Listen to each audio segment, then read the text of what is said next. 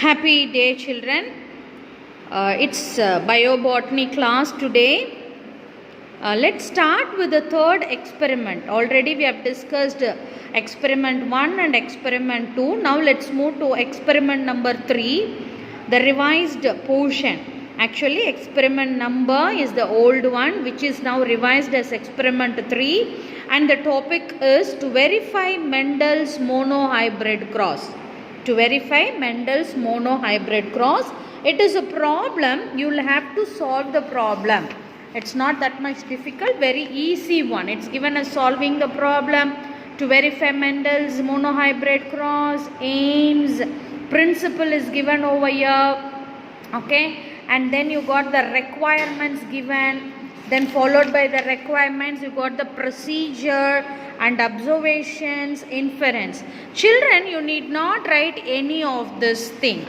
Okay, don't write all those things. You can take only the heading. Exercise number 3 to verify Mendel's monohybrid cross. That's it. You have to identify it in the chart or in the specimen column. You will be kept 2 tall chalkpieces and 2 small chalkpieces. This will be displayed. So this 2 tall chalkpieces indicates capital T, and 2 small chalkpieces indicate small t. This is how the experiment will be displayed for you. Seeing on this, you will have to identify it as monohybrid cross. Okay, so the very first thing that you will do is identification. Okay, identification. The given problem for solving. Okay, the given problem for solving is identified as Mendel's monohybrid cross. I repeat again, we are writing the identification now. The given problem for solving is identified as Mendel's monohybrid cross. This is what you will write for the identification. Then you can grow into this problem. The question you will take as to verify Mendel's monohybrid cross. Then you will start with solution. Okay, first you will write identification, followed by that you can take it as aim also.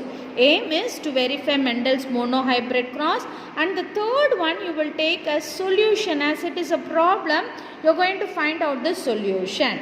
For the solution, you will be writing 5 points which we will discuss now. Okay, to that you turn your book to second lesson. Okay, second lesson 2.3 monohybrid cross. In this, there is a paragraph, first paragraph I have given 5 points to it. So this 5 points you will write for the solutions. Monohybrid cross or inheritance is the inheritance of a single character, that is height of the plant. So this will be your first point. Second point, it involves the inheritance of 2 alleles of a single gene. So as I said, tall or height of the plant, we are taking 2 alleles. One is tall, the other one is dark. Okay. So second point is, it involves the inheritance of 2 alleles of a single gene. Third point, the term genotype is the genetic expression of an individual. Okay, you can change this word as genetic expression. Fourth point, the term phenotype refers to the observable characters of an organisms which we can see outwardly. Okay, so fourth point. Fifth point, with the help of the diagram called Punnett square, we can calculate the probability of the genotype offsprings. Okay, the Punnett square is there by which we can calculate the genotype. And the last sixth point is the law of dominance and law of segregation gives suitable explanation for monohybrid cross. So 6 points are there. All these 6 points you will write to the left side of your notebook. Now coming to the right side, you will draw this diagram. Parents, capital T pure breeding tall, small t dwarf pure breeding. Okay, then F1 generation. In F1 generation, you got this tabular column where all are tall plants. Okay, capital T, small t. And you can write as it is zygostole. Okay, heterozygostole. Now it is self. The F1 is self. One more step you can write after this. Capital T small t is crossed with capital T small t. In F2 generation, we are again crossing it. Okay, then you have the offspring genotype, this ratio, capital T, capital T, capital T, small t, small t, small t. Then genotypic ratio 1:2:1. Phenotypic ratio tall is to dwarf, and its ratio is 3:1. The gene for the plant height, 2 alleles are capital T and dwarf T. The phenotypic ratios are mentioned. You need not write this, but this thing you will have to do out.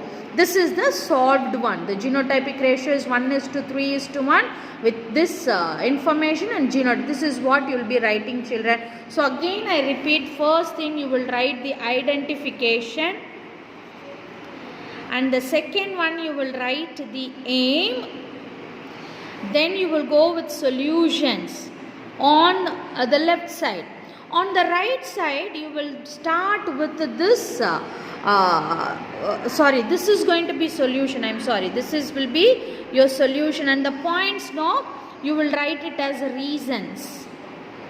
These 5 points, these 6 points, you will take it as reason in the left side, and the solution you will take in the right side of your notebook, and specify results. The next step is going to be result. In result you will be writing genotypic ratio with the genotypes and phenotypes with the phenotypic ratio. That's all, children. So in right side you will be writing solution and the result. In left side you will be writing identification, aims and the reason. So this is your monohybrid rice. I want you to carefully learn the concept and then write in your observation notebook. Thank you, children.